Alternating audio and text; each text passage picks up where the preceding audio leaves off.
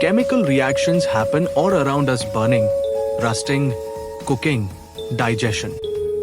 But what causes atoms to react and form new substances? Let's see.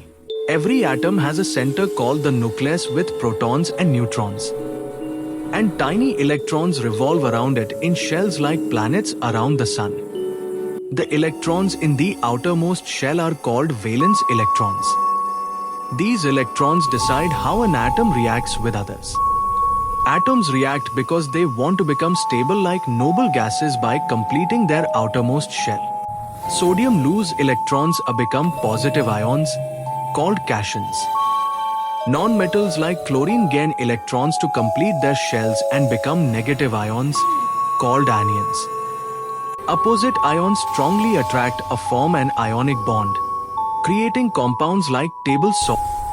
When atoms share electrons, they form covalent bonds, like in water, where hydrogen and oxygen share electrons to become stable.